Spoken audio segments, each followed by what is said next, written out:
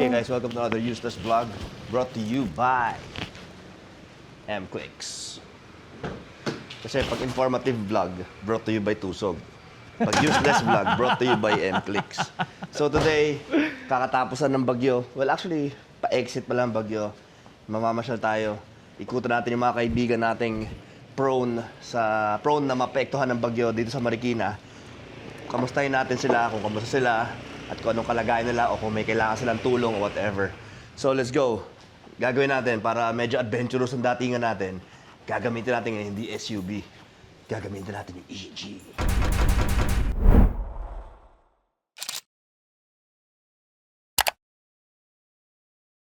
'90s car, luma, bulok na kotse. Ano ba ang mga chine-check mo bago mo siya gamitin? Hindi lang plug and play yan, hindi ka to ng mga modelo. Hindi pwede. Yung Starex, pag sakay mo, andar, alis, di ba? Oo, ganito hindi pwede. Eh, mga luma? Siguro yung mga, as in, fully restored, pwede mga ganun. Pero yung sa atin, hindi pwede. So Ano first mga- of all, syempre, you have to check the fluids. After every use mo siya, check mo to, water level dito sa reserve. Kung may laman. Kung may laman. Pag walang laman yan, Sure, check mo walang laman yun. check mo to. Yan. May laman. May laman. This is the radiator. This is the reserve ng radiator. Tapos, check mo syempre yung engine oil. Shout out GP Lubricants. Oh. Yan. Okay. Have. Okay yung level. Tapos, itong dalawang to. This one is for the brakes. This one is for the clutch. Check mo kung meron laman. Okay, meron. Linis ah. Meron. Alam mo ba't malinis? Eh, lagi nagbabawas eh. Lagi nagre-refill. Bago top up lagi. Laging top up eh. Tapos, warm up pa may mga bulok na kotseng ganyan. Ako, siguro nakaugalian ko na lang mga 1 to 2 minutes. Ako, diskarte ko dyan. Pinapaandar ko na yung kotse bago ko buksan yung gate. Para habang nagbubukas ako ng gate, yun na yung pinaka-warm up mo. Tapos iabante mo, lalabas mo, tapos pag sinara mo yung gate, warm up. Parang, di ba, parang total of like what? 3 minutes? 4 minutes? A cold start.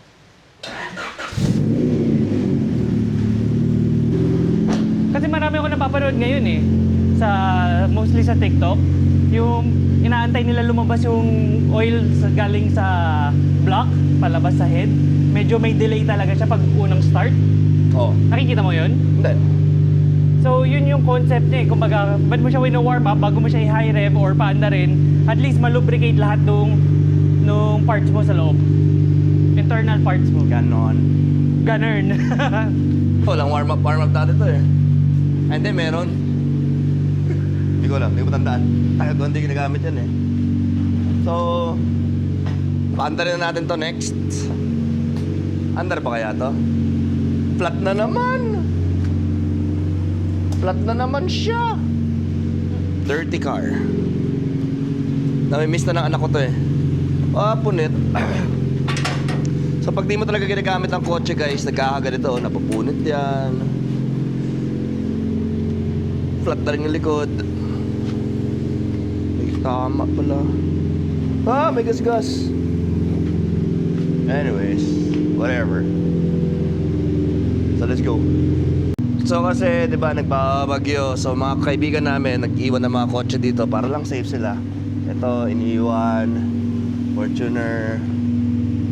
Meron kaming 2 Euro to dito. Evomancer. Tapos meron kaming mga motor. So yan, so puno. Medyo puno. So sarap mag-drive pag ito kasi walang traffic.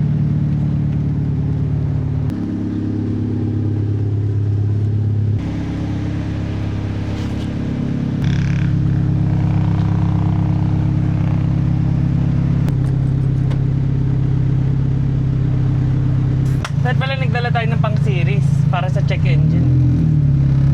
Mag-check engine to. Ayan.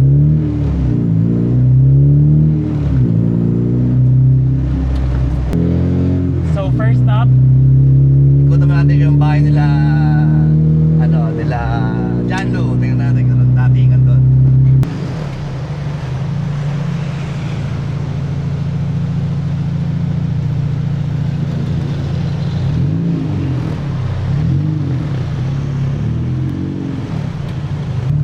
DPWH.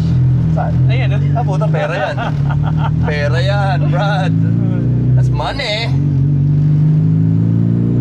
So, nakikita ko sa Facebook, hindi naman apektado ang Marikina nung nung bagyo masyado. Pero ngayon natin malalaman. Well, the streets are, maraming leaves, di ba? Usual. Malakas hangin. Lakas ang hangin. Kayo na umaga, lakas ang hangin. Lakas. Tsaka kagabi. Sumisipol yung mga bintana namin, eh. Kagabi nasa Provident pa kami. Nag-barbecue kami, barbecue. Lumikas yung mga kotse, pero yung mga tao nagsipuntahan Sa sa Provident. Walang epekto eh. Wala nga tubig ang ilog eh. Well, yung flood control naman ng Marikina, in fairness, ramdam mo. Oo, totoo no, tunay. Kasi dito sa Marikina, pag sila nagloko sa flood control, may mamamatay talaga eh. Hindi, may mamamatay tao talaga. Pag dito sila nagloko-loko sa flood control, may mamamatay. Hindi politiko yung mamamatay, yung mga tao.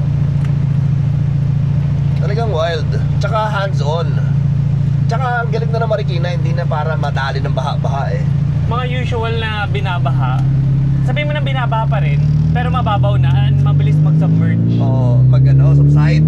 Subside. So first stop natin dito sa Rainbow. Kasi ang Rainbow talagang lumulubog yan. Notorious yan. Oo. Sa ganyan. Bahay ni John Lu. So if you're new to the channel, like, comment, subscribe. So ano kasi kami, we are car guys. So sabay lang kami sa hype ng bagyo. Pero makita mo naman no, maaga pa na nagsimula na maglinis yung mga ng Marikina. Wala na mga masyadong. Sa labas nga namin wala nang damo eh. Wala nang dahon, nalinis na sa inyo. Wala rin. Maaga street sweeper eh. Parang wala nga nangyari. Actually kakatigil pala ng ulan, siguro mga 2 hours ago. Tapos ngayon maaraw na, pero malakas pa rin yung hangin kasi mga puno. Hindi pa Nagsasayawan. tatapos eh. Kailan pa matatapos yun? Ewan ko, tatanong ko mamaya.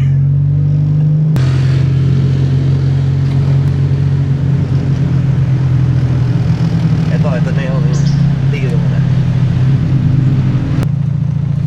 So, since nandiyan na rin naman kayo, nag-ano ko ng Ano?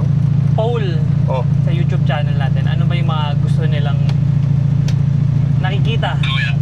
Ayun si Janlo. Jano! Andito kami sa labas ng bahay niya eh. Sisilip namin kung bumaha ba eh. Wala na ako dyan, nasa pantry na ako. Pero hindi bumaha dito eh, no? Wala. Ah, okay. Yun lang, iniikutan namin lahat ng mga baha zones eh. Sige na, bye-bye. Kung ano yung mga gusto nilang makita, mas makita, nagawa natin videos. Surprisingly, alam mo sino nang una? Pinoy Builds. Garage Raid. Garage raid. Machismoso kasi sila eh. Garage Raid. Gusto kasi nila makita yung mga garahe ng mga tao, no? Sumunod yung Pinoy Builds. Hindi nila masyado gusto yung kasahap natin. Sabi ko, Tayo naman gusto yun. oo naman. Sabi ko, aside from Suktok, syempre alam naman natin gusto nila sa Suktok. Hindi, feeling ko kasi si Kasahap, di kasi natin na test drive eh. Pwede. Kung may test drive Pero siguro maganda yun. yung mga edit ng nigab sa mga kasahap. O, kaya kailangan panoorin nyo rin yun.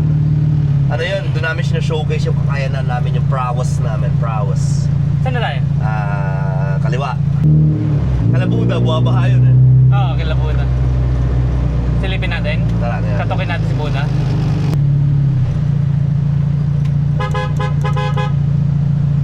Makakita tayo sa CCTV kung nandyan siya. What's up, sir? Wala, namamasyal kami sa mga flood prone zones. Flood-prone areas. Ayan, naka-safety.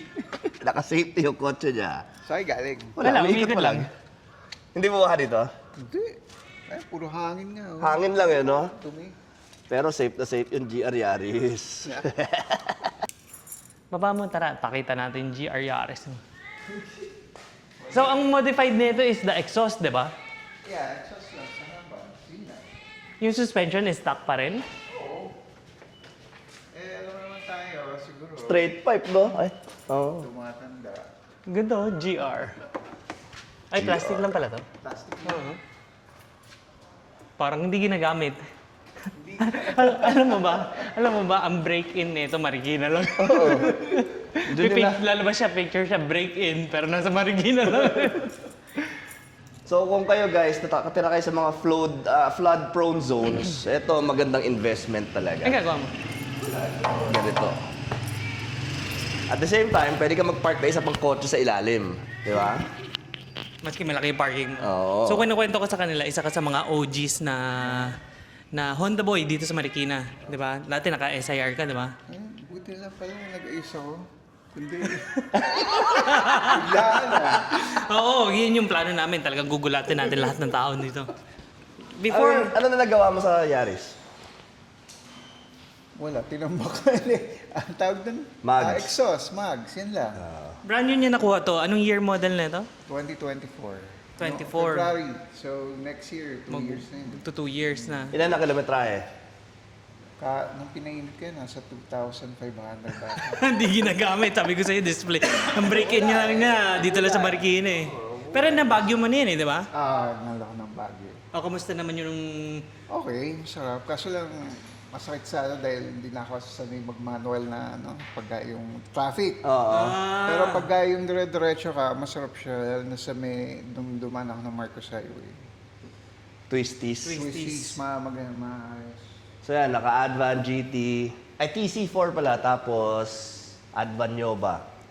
So yun, kung kayo mahihilig rin sa GR Yaris, ayan, kay Buda, ganda. Tsaka again, kung kayo nakatira sa flood-prone zone, yan, good Lifter is a investment. must. Magkano yung ganyan? Ito, nung kinuha ko 157, dapat kasi ang kukunin ko yung 3.5 tons lang kasi nga kotse lang ilalagay ko. Wala daw silang stock. So, napamahal ako ng konti. 100 magkano? 157K. Oh. Installed yun? Kasama na insulation. Was there a time na naging useful siya, kumbaga lumubog siya, na hindi inabot yung kotse mo dahil doon? Ano yun? Nung July 20 last year, Ano bagyo yun? bagyo. Hanggang saan inabot? Nakalimutan ko na eh. Pero dito hanggang tuhod. Ah. Below the knee. Below the knee. Eh yung pinaka-deepest, like Undoy, ganun, gano'ng kalalim dito? Yung lalim dati ng Undoy, kung maano ko, siguro hanggang bewa. Dito? Oh, so safe pa rin yung kotse mo? If Safe ever. pa rin. Pero sa halin na yung lifter, safe pa rin.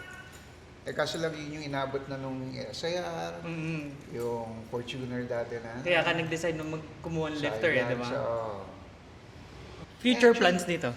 yan. Siguro coilover, tapos intake. May exhaust na yun. Then siguro pag tuning, so cams, Tuloy-tuloy na! yung mga button kasi dyan, like kailangan, kung magka-cams ka, yung mga valve spring. Oo, matching retainer. Turn yun na yun. Or kung gusto mong stock, hindi, kailangan pag nagpalit ka ng turbo, ganun din. So, kailangan mo na. Lahat na papalitan. Sobrang simple lang ng pagkasabi niyo, cams. Lahat din pala papalitan ng puta. Magkano ba doon nilabas mo? 2.940. Okay. Resale value ng Yaris, kamusta? Well, like 2021, may nakikita ko, pin-offer sila 2.6. Ang Kasi ganda. nga, yung dating unang labas nito, parang 2.6 ata yung ang tawag doon. Yung price niya, base price niya dati, yung introductory price ba yan? Tapos nung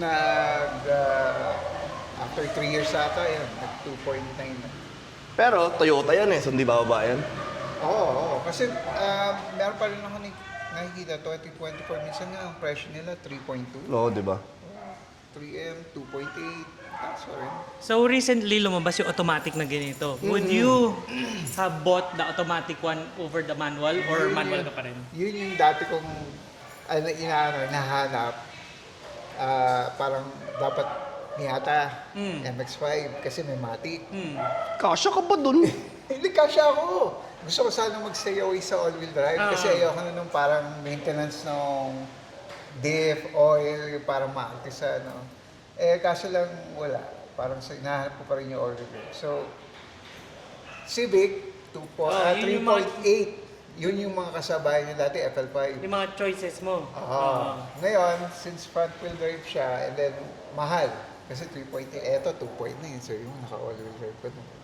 So ito pinili. Pero isa dun sa mga option niya is an EK9. Isipin mo yun, ha? Pwede ka na bumili ng nag-uusap kami ganito. ni Body. Pero parang napapaisip pa rin siya kumuha ng EK9. Luma pa din kasi talaga. Nag-usap kami ni Body nun, nung nabenta to, may pinapakita ako sa kanya na silver na EK9. Tapos, ay EK hatch. Kasi EK3 ata siya, EK4. Na, I mean talaga yun yung, hindi parang copy lang ng EK9. So, ginawa niya talaga silver. Tapos, ang plaka niya, BDZ. Okay. So sabi ko, tinanong kay Bod, sabi niya, uy, kilala ko yan. Sabi niya gano'n, ano, okay ba to? Kasi lang yung presyo niya, parang hindi ata bababa ng 1.4. Kasi meron alias si Richard na Buddha. Kaya sakto yung BDZ. Tama. Tapos, yun nga, basta parang tinatanong ko si Body nung kung okay o hindi. Kasi lang hindi nga natuloy. So, Sorry, kumakamot. Ito matawag lang. Sorry. Tapos, ayun. Tapos, wala. Since two-door pa rin yung gusto ko, kaya sinubukan ko to. So, basta hatchback or yung nga, EK hatch, tapos parang tinignan ko pa nga yung binibenta ni Bods na may siyang EG na puti. napunta kay Cab. Quezon, di ba? Naka B20. Yun sana dahil two-door. Yung pa naman, hindi pa nabibenta yun. Yung Lancer ko nun. Kaya hindi ako makapag-decide kung kukunin ko nga yung EG hatch. Sorry, excuse me lang, ha? Halika dito. Guys, nakita niyo yung matandang to. Tingnan mo naman ginawa, oh. Ha? Tingnan mo naman ginawa ng matanda. Kaya pala hirap na hirap sila dumaan kanina. Ay, wala ka bukas yung pinto. Talama ka. Sorry. Siningit ko kasi. Taon-tawa ako eh. Andun pa yung cellphone niya sa loob. Gago. Nagbubusigan, di ka dapat parang hirap na hirap pag-drive. Bukas pala yung pinto. Okay, tara na! Halika na. Bye-bye. Thank you. Thank you. Ingat kayo. GR Yaris. Okay, so Buddha, safe! Iniiwan niyo. On to the next. Hindi nga tayo nabahan. Mawala naman tayo ng cellphone. So, on to the next tayo. Check naman natin sila bahay nila Marvin. Tapache ba yun?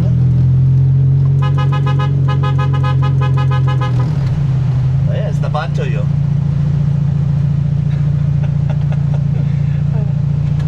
Nakapamewang pa. Nakapamewang pa Tapache.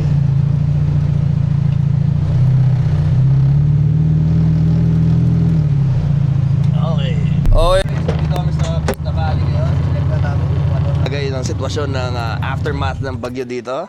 Tingnan mo naman, inanod yung tsinelas ni Marvin.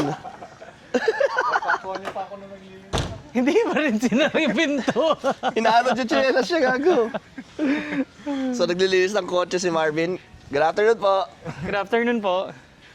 So ano, lubumaha? Hindi. Wala. Ano lang naman 14 lang naman Kagapo magkakasama tayo, 14 lang ilog. Puro hangin lang no? Wala. Wala tumba mga kahit ano? Wala. Eto, ewan ko kung natumba yan. Parang kalat na dati pa yan. So dito sa area nyo, Gaano kalalim talaga dito? pinakamalalim na bumaha na. Dito, hanggang balikat yung undoy dito Mataas din, pero ang layo. Kumpara dati. Balikat, pero hindi na umabot doon. Lagpas, Sa loob. hindi na lagpas tao. Hindi, sa loob hindi na, syempre. Kalati na ng bahay yung, kumbaga hanggang lagpas kalati ng screen yung tubig, ng undoy. Ngayon, wala. So, lubog pa rin yung kotse talaga. Oo, lubog talaga. So si Marvin, babagyo, nagka-carwash. Kaso inaanod yung tsinelas niya. Nawala So, Marvin Cruz, marked as safe. Oh, let's go. Let's kami. Bye-bye po. Bye-bye po. Ingat. Saan na tayo?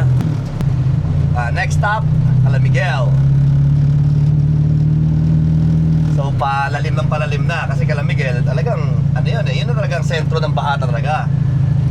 Pagdating sa Marikina, kasi bayan area yun Ang bayan kasi, ang pinakamababang area ng Marikina. Kasi, if you notice, Tali nga eh. So this is Montalban Mountains. Tapos this is Antipolo Mountains. Ito Marikina. So pinaka lowest point niyan is Bayan area. Bayan, Midtown. Yan ang pinakamababang area. Kalakuchi, yan. Sa amin, Marikina Heights eh. Dito kami banda sa taas eh. Pag sa atin, dito tayo banda taas. Sa amin kasi hindi bumaba, so safe talaga kami. Pag bumaha sa amin, medyo malalim na yung malaking part na ng Marikina lubog. Pero yung kaladjet siguro, kahit na ulan-ulan na gano'n lang, lubog yun. Oh, oo. Sigurado yun. Buti na lang, si Jet ngayon, lumulutang na. Kasi, Kasi, Ah, way back before pa, nung bata ko, doon kami nakatira talaga eh. lumulubog doon. Lubog.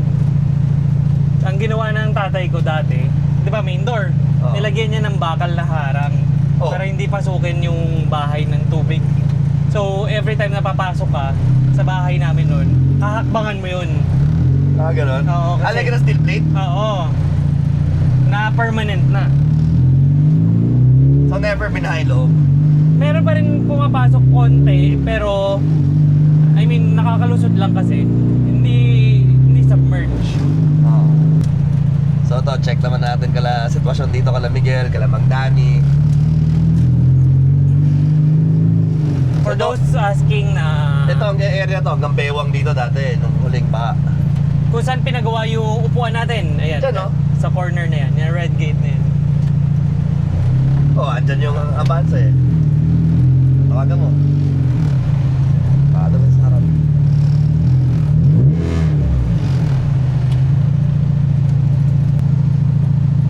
Asan ka? Nandito sa bahay. Nandito kami sa labas. Ano ginagawa niya? Ayan, ah. Nag-check kami ng update sa baha. Wala, hindi pinaha dito. Safe? Hindi pinaha dito. Oo, di okay. Mark, Kalat lang. wala nga. Oo nga, maraming kalat. Pero, Ito, nagbibihis ako eh. tingin. Tingin ng bihes. Bigla. Ba't kayo nag-iikot? Naghanap kami baha. Wala, hindi pinaha dito, pati sa broker. Okay, sige, bye-bye. Okay, ingat ka, bye-bye. Okay, so si Miguel marked as safe. So yung 2 liter ni Gucci na FD dati na binili niya, dito namin nabili yun. Diyan nakaparada yun. Hanggang bubong ang putik doon. As in, kuberan yung buong kotse Ah. ng baha. So nagkaroon pa siya ng isang FD. Oo, 2 liter. Oh. Nabili namin ng baha. Asa na? Automatic? Nabenta namin, oo, automatic. Naayos namin lahat yun. Palit lahat. Tapos dito sa garahe na yan, may EK9 dyan sa loob na totoong EK9 na marunong na mag-swimming. Marunong mag-swimming. Oo, kasi parang 4 na beses, 3 beses na nababaha yun. Pero maandar pa rin. Yung mga lumang kotse kasi, huwag ka masyadong matakot sa baha. Ito mga EG. Pag nabaha to, andar to. Walang kaso. Yun nga lang, prone siyang kalawangin. Pero andar. Pero yung mga modelo, yan. Medyo, Hindi ba mas prone kalawangin ang pag nabaha ang modelo? Well, mas manipis na yung mga lata ng modelo kasi. Pati yung paint kasi 'di ba? Hindi, pero ito kasi may simula na eh. Nagsisimula na siya magkalawang eh. So mas bibilis lalo. So pag nabaha yung mga project cars yun na magaganda, ang suggestion ko talaga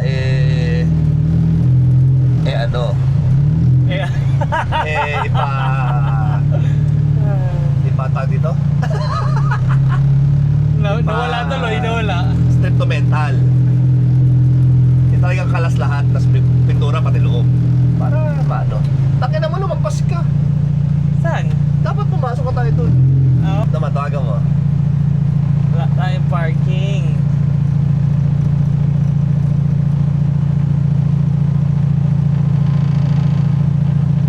So safe naman, mukha namang hindi nga sila naglikas ng mga sasakyan.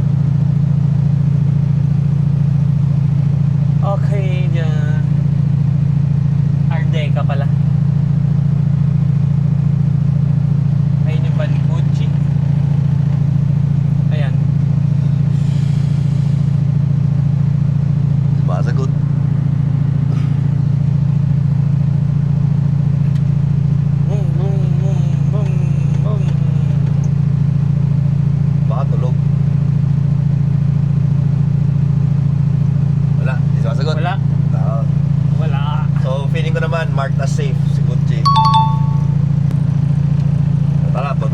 Provident. Kila Marco? Oo. Ay! Ngayon ko lang nalaman to, may speedway pala sa Provident. Maikot tayo sa Provident International Speedway. May speedway pala sa Provident, ah.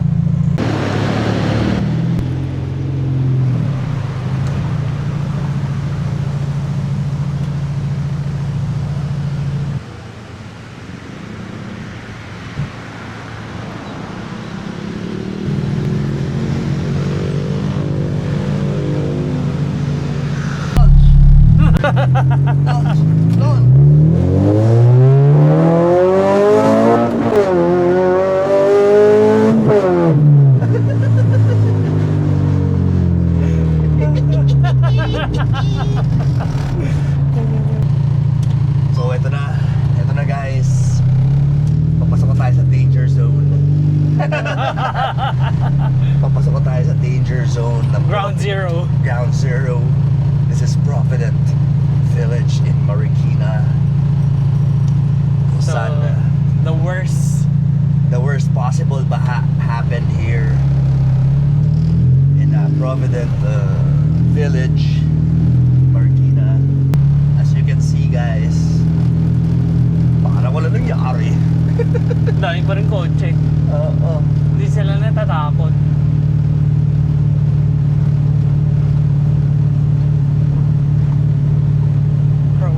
Kasi Kaliwa. kaliwa. Normally pag bahayan, may kita mo na yung mga tao naglilinis, nag-host ng mga bahay nila,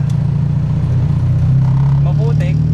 putik. Ay, grabe nung Undoy, ah. Nung nag-drive ako after nung Undoy, parang nagdidrift yung kotse mo, eh. Oo. Dumudula sa putik, eh.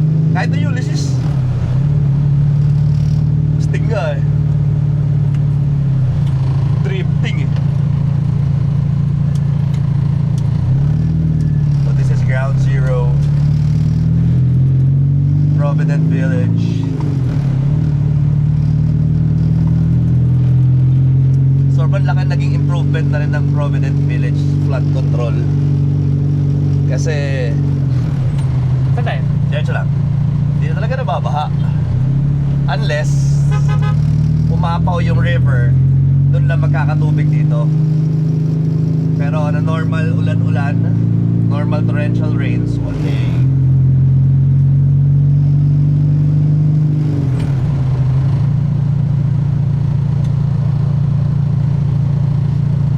Diretso lang. So, sa likod tayo dumaan, hindi tayo nakapag-speedway. Hindi, ito tayo speedway. Akala ko ito. Hindi yan. Hindi to. Hindi, busy dyan eh. Oo, akala ko ito yung speedway. Masama dyan, masama umataw dyan.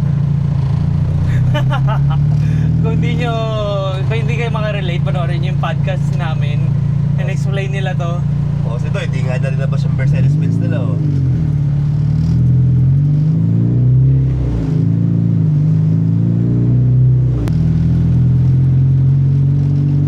So, ito, Riverside Street to. Paglampas mo sa wall na yan, ilog na yan.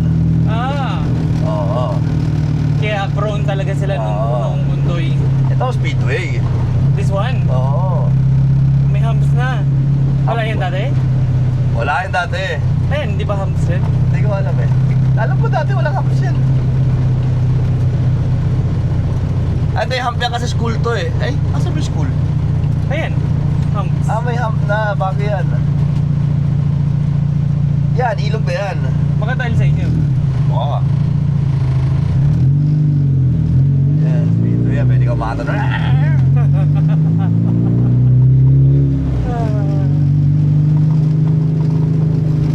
Riverside Speedway pala. Ayun, oh. Diba? Racetrack.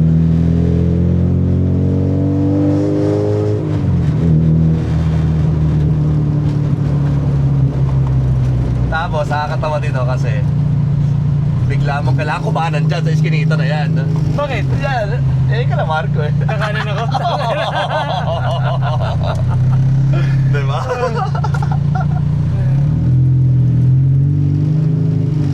Ay, magandang picture to. So, dito na tayo sa Calamarco. Oh, binaba na nga yung motor eh. Oh, ayun na si Tito. Wala talaga. Ito, good afternoon. Walang dating, no? Walang dating. Sayang ang pagod. So, nandito tayo ngayon sa bahay ni Marco. Yung kaibigan kong may basketball court sa sala.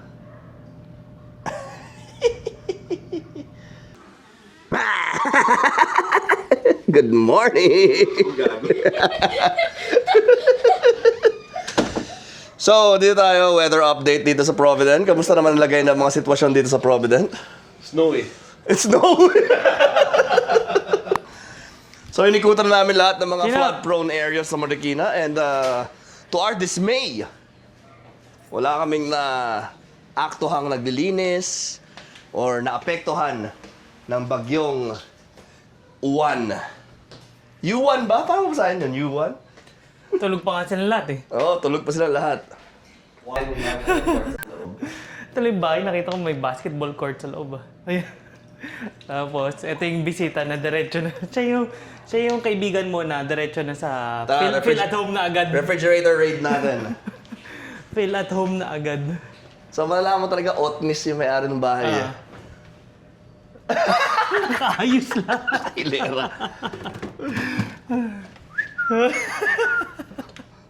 May tililing talaga eh.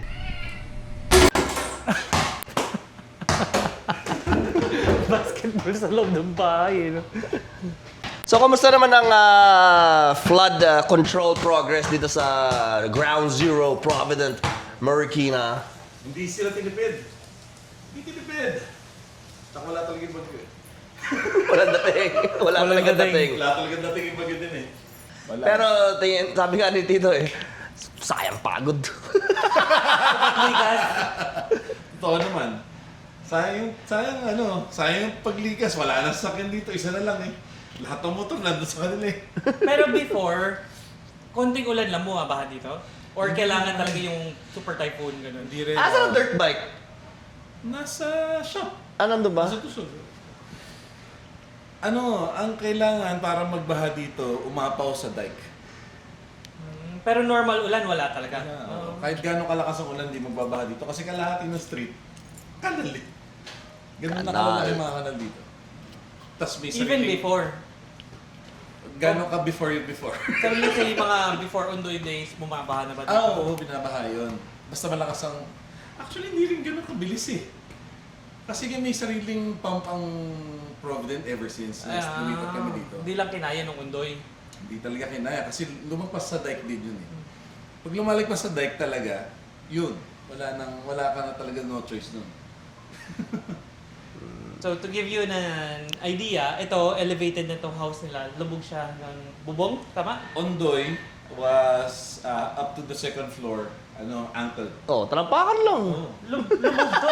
Tumaas yung Ankle lang hagdan. naman eh, second floor. Oh. Sino mo itong basketball court na to? Lubog yan. Wala. Ulysses, medyo mas Elevated na tong ano mo. Bahay, di ba? Elevated na to. Oo, mataas sa kalye to eh. Punta ka sa labas, silipin mo kung yung Oo, eye ito level lang. dito. Hindi, tsaka tayo na labas yan. Eye level, imagine mo, from the street. Tingnan mo gano'ng kataas yan. Oh. Ayan, yan ka lang oh. Ayan, sakto may tao sa labas oh. Yan, Wala mo. mo sa bewang mo, mga shin level pa lang. Yung alis sa labas. Wala na. Oo nga. So, yun. Tara, patay ka lagab. Tara, punta tayo kalagab. Bye. Bye-bye, bye-bye. So, di ba, sabi mo nga, ground zero nung, kumbaga, pinaka-worst na baha Oo. dito sa Marikina. Here in Provident. So, Oo. that was first time nila sa Ondoy, di ba? Naulit ba siya ulit nung Ulysses? Yes. Tapos, syempre, nung Ondoy, na-experience mo na yun. First time na-experience sa lahat eh. After nung Ondoy, do you think na necessity na magkaroon ng inflatable boat pag nakatira ka dito? Hindi. Kailangan lang mabilis ka magkumilos. Paano pag kunyari tulog ka? Same na nangyari sa Ondoy, tulog ka, biglang tumangat na. Alam mo, parating na eh. Huwag ka na tatanga-tanga. Kasi next, hindi na nangyayari yung biglaan talaga. Kailangan, pagsabi pa ng balita noon, parating na habagat, parating na ganito. Tapos storm warning level na. Ay, ano to yung water level? Flood, ano ba tawag doon? Sa ilog? Alert. Alert. Oo, nag-alert na. Alert level 1 and 2, wala pa yan. 3 yan, medyo kilos ka na. 1, ano yung mga bahay nyo? Safety mo lang. 2, medyo likas na ng kotse. 3, likas na ng tao. So the best pa rin, kung dito ka nakatira sa Provident, bahay mo, building. First floor mo, tapon talaga, garahe lang. Tapos second floor, yan na. Tapos third floor. Second floor, alanganin pa nga daw. Hindi, may bahay mo parang garahe ng bus. Mataas yung garahe. Kumbaga, 42 steps bago ka makakita sa second floor. Ganon. Siguro fit ka nun. Oo. Tapos second floor mo, yung medyo bakante pa para kung meron kang angat na gamit galing sa baba, kaya pa. Tapos meron kang lift. Kahit di puli lang. Kung talagang gusto mong tumira din sa Provident, ha? I remember right after noon doy, yung presyo ng lupa dito bagsak eh. Walang gusto bumili. Hanggang ngayon, pagsak pa. Parang haunted house, haunted village siya dati. Tangina, merong dyan dati. Ay. Saan pa yun? L300 nakasampa sa puno. Ah, talaga? Doon. L300 na FB. Nasa puno. Sobrang pag nadadaan ka dito, kunyari dito, dadaan ka lang dito sa harap, makikita mo parang talaga siya, haunted village. Oo, tas dyan hilalera lahat ng patay, oh. Dami patay. As in. So pupunta na tayo kay Cap. Isa pang Ground zero din yun. Banghain na area. Alright, so dito tayo sa Marcos Highway. So Marcos Highway, parang wala nangyari, no? Traffic pa rin, as usual. So dito kasi papasok sa Kingsville, lugar ng mga village ng mga hari ng tubig. That's Pinoy Yakitori over there. Pinaka malupit na nangyari sa akin dati dito, na-experience ko na walang traffic, kasi walang traffic dito sa Marcos Highway. Oo. Laban ni Pacquiao. Oo. Tuwing laban ni Pacquiao, wala masyadong kotse sa kalsada nun. So pagpapasok kayo ng village, guys, kailangan confident kayo na Taga dito kayo. Oo. Ima-mindset rin sa rin yung taga dito ako. Paano ba umarte yung mga taga dito? Tapos, Okay, ganyan. oo, pero huwag kayong dadaan doon sa no sticker ay sa with sticker talaga kasi doon talaga masisita kayo. So, andito kami ngayon sa Kingsville. Kamusta ang baha? Wala nang bahay. Mahangin lang kagabi. Walang dating? Ha? Walang dating, ano? Wala. Mahangin lang. Puro hangin lang.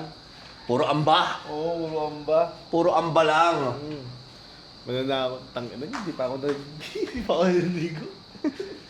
Galing din kami kala Marco eh. Ha? Galing din kami kala Marco. Well, tingnan namin Wala, lang. nag-iikot lang. Tingnan namin ng update sa weather. Ganon kami klaseng kaibigan eh. We check up on our friends na baka mamaya. Kala ko magbaba-update lang kayo. Oo. Update. Ba-update! Na kailangan mo na i-edit kasi popost natin bukas. Ha? Bakit? Ba-update. Multicam to, 4 na camera nito, tol. Kala ko yung Oh, bukas, tapos sa Wednesday yung isa. 4 camera setup to, bro. camera setup. Mag-hire tayo ng DJ, mag-hire tayo ng lights and sounds. Wala ka dyan. Hindi pa tayo binibigyan ng problema ni Chrissy. So, looks Ingay yan. promising. Lights and sounds, DJ. No? Dito yan, yung mga nandyan. Nagkakaroke. So, tinanong namin lahat ng mga dinaan namin kung gaano kalalim baha dito nun. Pinakamalalim. Ondoy. Yung pang 5, di ba, sa loob. Yung mga pang 5 palapag yung Step. ng hagdan. Lubog yung kotse sa loob, ng garahe. Walang kotse nun. Hindi, kung yan, kunyari yan. Nakapark dyan. Lubog na to. Lubog yan. Siguro pang 5, parang hanggang dito. Oh, lalim nga. Eh, elevated pa yung ano nila. Yung bahay nila. So, kung dito si Kuya si Chrissy, lubog tao. Oo. Lubog tao dito. Oo. Eh, bench namin. Ay, totoo pala yun? Alin? Na bench nyo talaga yan? Oo. Ayun oh. Akala ko niloloko lang ako nito eh. Mercedes-Benz ni Gab yan. Dati baller si Gab eh. Gago, maandar yun dati. Kaya kulang na Yun na. Gago yun na. Ayan na yung ulan. Bye-bye. Bye-bye. We made it. We made it back. Natin si Crisio. Also, wala tayong naging problem and wala naging problem yung mga kaibigan natin sa kanya-kanyang bahay dito sa Marikina. So, hopefully, magstay sa ganong sitwasyon ang bawat isa sa inyo, maging safe rin, and masaya ako na okay si Chrissy the whole day. Wala siyang binigay na problema sa atin. So, I guess we'll end it here. Inalis na ako nung kasama ko kasi nakamotor siya. Umulan na. So, yeah. Catch you in the next one.